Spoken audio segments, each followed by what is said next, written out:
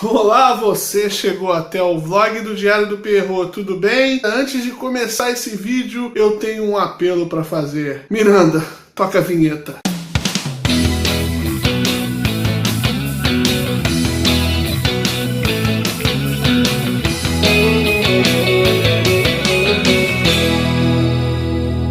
Gene Simmons.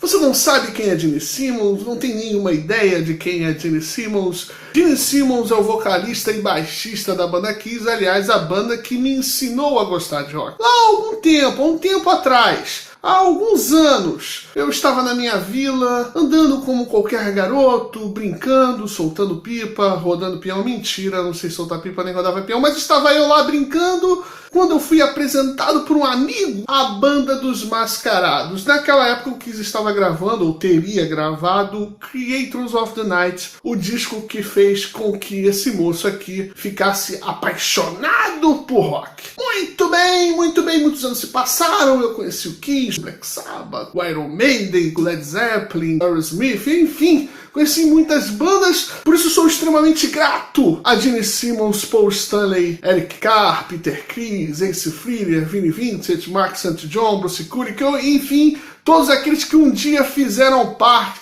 da gig do Kiss. Só que o Gene volta e meia vive falando uma merda, falando uma besteira. Por isso eu me sinto extremamente à vontade para dizer: Gene, cala essa boca, Gene. O negócio é o seguinte, recentemente que as pessoas, no caso o Prince, que foi vítima de uma morte que ainda está sob investigações, que ele teria morrido, entre aspas, porque havia merecido, por conta do seu consumo de drogas.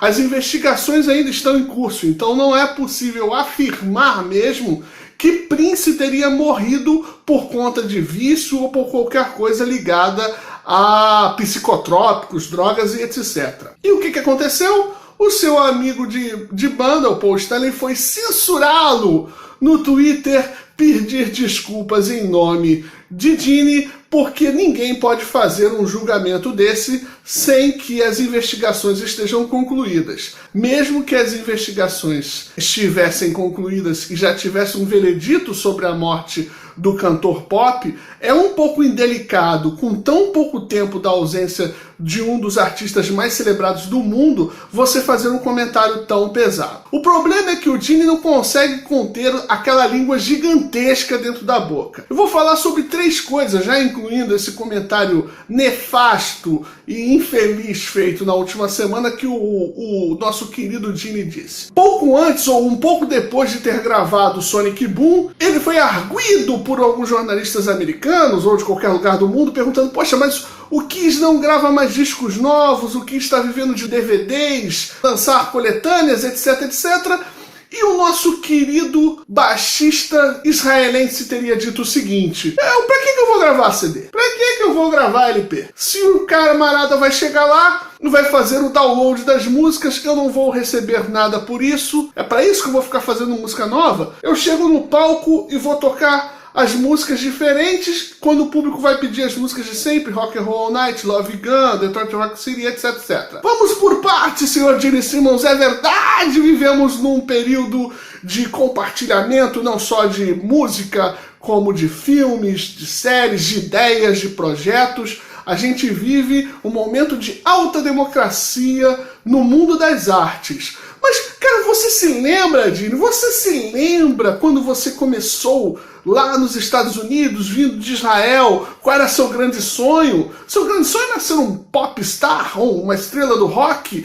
Fazer músicas? Você já disse em várias das suas entrevistas que quando você viu os Beatles, você falou assim: caraca, é isso que eu quero ser. Então, na verdade, o que motiva o senhor a fazer um disco? São os motivos financeiros, que o senhor já tem um burro cheio? Putz, o teu burro tá lotado. Se tem um artista que já ganhou muito dinheiro com rock, é você, por que o senhor coloca isso como impedimento para fazer um novo LP, para fazer música? Esses caras são engraçados. No início, Tudo bem que ele já tá aí na estrada há muito tempo, mas no início assim, não, tudo pela arte, porque eu quero mostrar que sou um bom compositor, porque no palco eu quero mostrar um grande artista. Bulufas, conversa fiada, bullshit, como eles mesmos dizem. Na hora quando é arguido para colocar um disco novo, para os fãs poderem ver se a banda continua dando pau, sabe? Fazendo música legal, interessante, o cara me coloca a desculpa do pessoal que baixa a música. Eu até entendo a questão, não estou querendo dizer aqui que o artista não é prejudicado.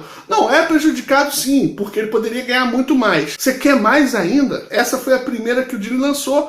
O Kiss lançaria 2 discos logo em seguida, o Sonic Boom e o Monster. A segunda coisa que o Gene falou foi o seguinte: Lady Gaga é o que existe de melhor no rock hoje em dia. Eu entendo essa declaração do Gene, eu entendo porque o rock, e isso de uma maneira, falando de uma maneira generalizada, ele deixou de ser o contraventor, ele deixou de ser aquele que chama atenção para determinadas questões, ele deixou de ser aquele que causava escândalos, aquele que não era notícia apenas pelos shows lotados, pelas vendas de discos, mas pelo carisma dos seus vocalistas, pelas falas dos seus componentes, enfim. O rock sempre foi um estilo de vida. Eu entendo muito bem isso, e pode ser que ele tenha se tornado um bunda mole, entendeu? O estilo do rock tenha se tornado um bunda mole, por quê? Os caras fazem seus disquinhos, fazem suas turnês, quando acaba a turnê, fumam seus charutos, lançam seus projetos solos e não estão nem aí. Só que é o seguinte, pô, quando um cara da capacidade dele, da altura dele na história do rock,